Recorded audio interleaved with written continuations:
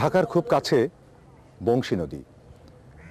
এই বংশী নদীকে ঘিরে গড়ে উঠেছে এখানকার জীবন ব্যবস্থা। বংশী নদীর কারণেই আশেপাশে গড়ে উঠেছে লোকালয়, গড়ে উঠেছে শিল্প বাণিজ্যের কেন্দ্র।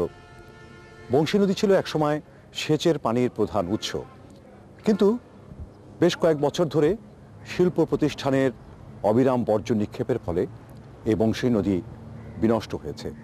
এর জীববৈচিত্র্য নষ্ট হয়েছে, এখান থেকে কমে গেছে মাছ। এই পানি এখন গোসলের উপযুক্ত নয়, এমনকি গরুকে গোসল করানোর উপযুক্ত নয়। আর সেচের জন্য এই পানি কৃষকরা কখনোই ব্যবহার করেন না। আর এই বংশী নদীর অবস্থা দেখার জন্য আমরা গিয়েছিলাম সেই এলাকায়।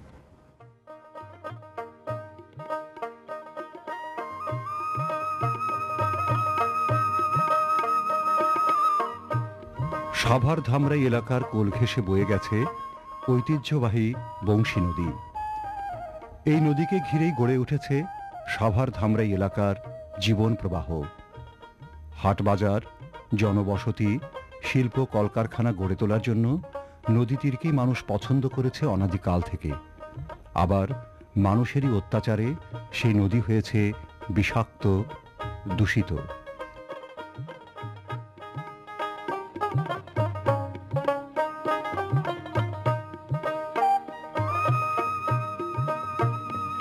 শিল্প কারখানার বর্জ্য এই নদীতে গিয়ে পড়ার কারণে নদীর পানি মানুষ, প্রাণীজগৎ ও পরিবেশের জন্য হয়ে উঠেছে বিশাল হুমকি।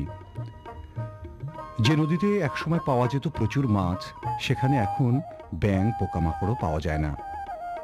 কৃষিকাজের জন্য এই নদীর পানি এখন আর উপযুক্ত নয়।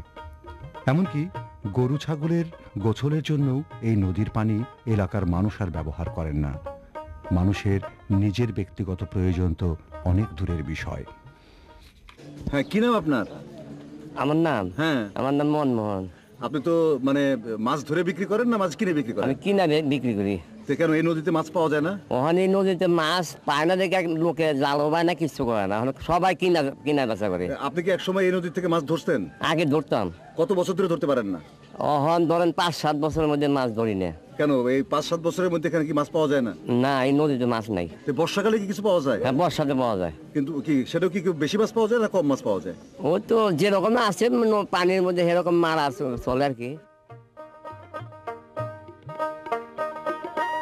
এলাকার মানুষ পরিবেশ দূষণ নিয়ে, বংশী নদীর পানি দূষণ নিয়ে অনেক কথা বলেছেন, কিন্তু কর্তা ব্যক্তিদের কানে এ কথা কখনোই ঠিক মতো পৌঁছায়নি।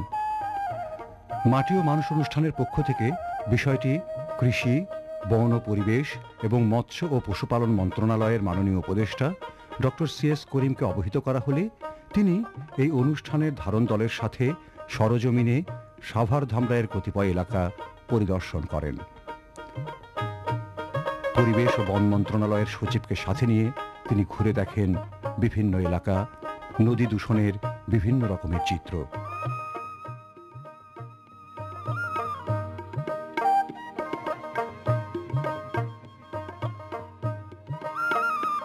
কর্ণপাড়ার এই সেতুর উপর দাঁড়িয়ে বিষাক্ত খালের অবস্থাও তিনি প্রত্যক্ষ করেন। এই এলাকার শত শত কারখানা থেকে নির্গত বিষাক্ত বর্জ্য একটি স্রোতস্বিনী খালকে পরিণত করেছে দূষিত ড্রেনে। এই দূষিত ও বিষাক্ত পানি গড়িয়ে পড়ছে বংশী নদীতে। এলাকার মৎস্য সম্পদ উধাও হয়েছে এ কারণেই। স্থানীয় প্রায় সহস্রাধিক মৎস্যজীবী পরিবার এখন আর জীবিকার জন্য মাছ ধরতে পারেন না। যে নদী ছিল তাদের আশীর্বাদ, সেই নদী হয়ে উঠেছে এলাকার জনজীবনের অভিশাপ। মাননীয় উপদেষ্টা ও সচিবকে পেয়ে স্থানীয় জনগণ তুলে ধরেন তাদের সমস্যার অবর্ণনীয় চিত্র। এখন আগে যেমন খরস্রোত ছিল, মাছ ছিল, এখন মাছ নাই।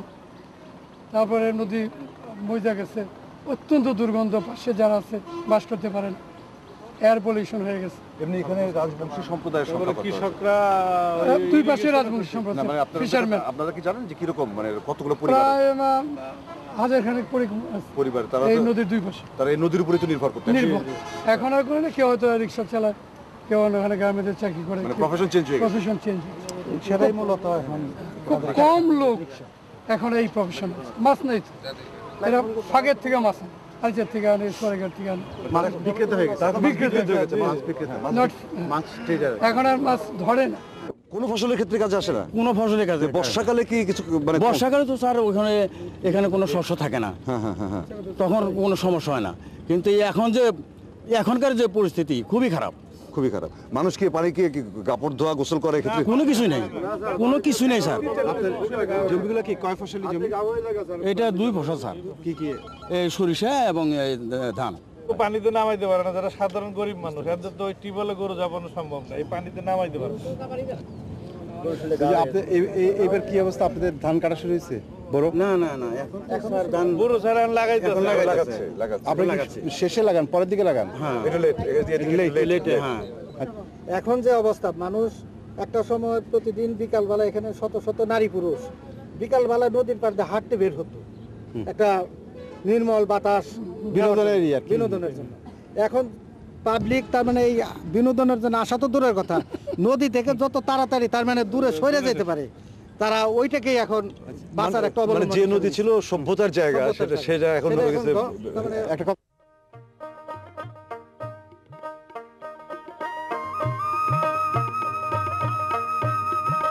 মানুষের কাছ থেকে খোলাখুলি সমস্ত মতামত জানতে পেরে করণীয় তুলে ধরেন পরিবেশ ও বন মন্ত্রণালয়ের সম্মানিত সচিব জনাব এস.এম. জহুরুল ইসলাম।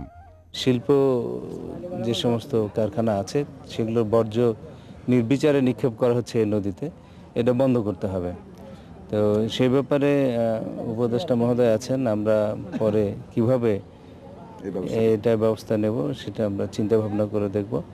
কারণ যখনই আমরা কোনো রেগুলেটরি কাজ করি তখনই দেখা গেল যে যাদের স্বার্থহানি ঘটে তারা খুব রিয়্যাক্ট করেন এবং তাদের যে সমস্ত অপকর্ম